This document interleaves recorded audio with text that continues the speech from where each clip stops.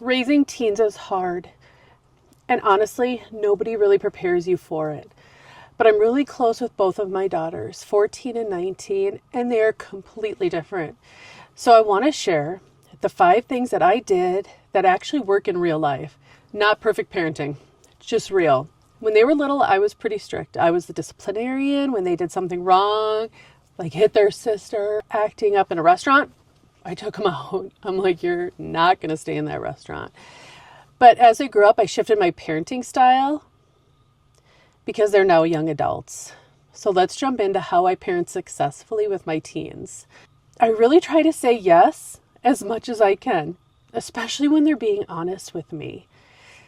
Like, does their room have to be spotless before they go hang out with friends? No, because I don't want to teach them that this happens only when things are perfect.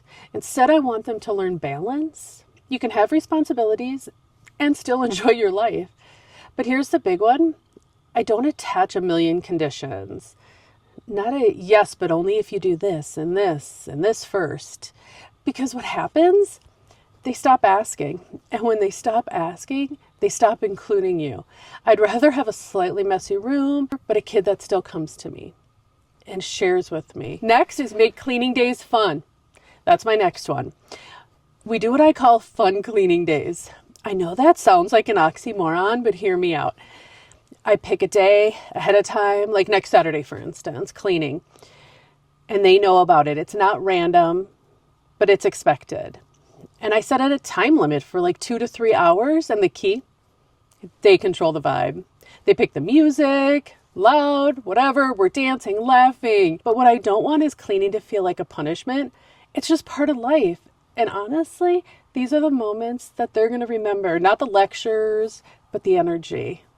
Third is build honesty before you need it. This is huge. I tell my girls, if you are honest with me, I'm not going to judge you. I'm going to help you. And I don't wait until something goes wrong to say that. I bring it up on a random day, no drama, no stress. Because if the first time you talk about honesty is when they're in trouble, that's not good. And you want to repeat this every few months, and eventually they're going to say, I know, Mom, tell the truth. But guess what? It sticks because they know lying doesn't make life easier. It's going to make it harder. More rules, less freedom. But honestly, it leads to more trust and more yes moments. And I believe this is why my girls still come to me now. The fourth one is one-on-one time. Something I started when they were little, and I'm so glad I did. Mother-daughter days or father-son days, whatever fits your family.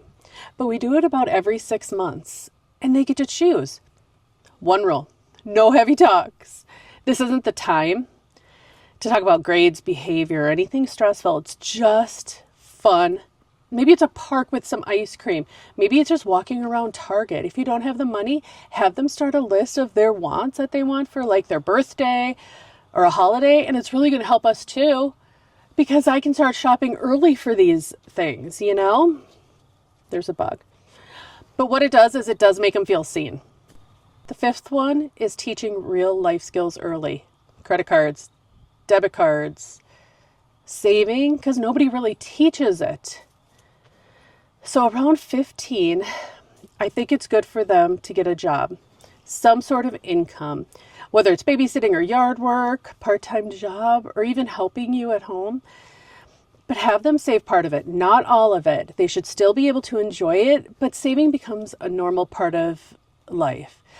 We also talk about cars, insurance, and what life looks like at 18. For us, they're responsible for all of their insurance, all of their medical copays, deductibles, prescriptions, and I pay for the insurance premiums. But they need to know what life looks like at 18 so they can plan for it. If they go to college at 18 or do online schooling, they can stay at home for free. But if they don't go that route, they do have to pay rent. This is what my mom did with me, and I realized what costs were and due dates. And I ended up moving out at 19 because rent for me seemed doable. As for car insurance, while they're in school, if you're responsible and getting good grades and being honest, I'm going to help you. But if you get a ticket, you're paying 100% of your insurance. Because those are real consequences for your actions. And I want them to learn it before it happens. That's my dog. Quick bonus. And same with driving. Teach them real life scenarios because it comes fast and they need to be ready. I'm sharing this because this is how I was raised, and I'm still really close with my mom. And I chose to raise my girls this way, and they're both very different, and it works for both of them. I'm not a perfect parent. I've been through hard times, divorced. But I truly believe parenting teens isn't about control. It's about letting go just enough so they can grow and still feel safe coming back to you. If you're raising teens too, tell me what's working for you. I'd love to hear it in the comments. And if you did enjoy this video, hit subscribe because my next video is going to be about preparing your teens for college, scholarships, building credit before they graduate. And I'm going to put some things in there that you may not have known because I didn't know. And this is Shoes Off with Casey, and I love bringing you small tips that make a big difference.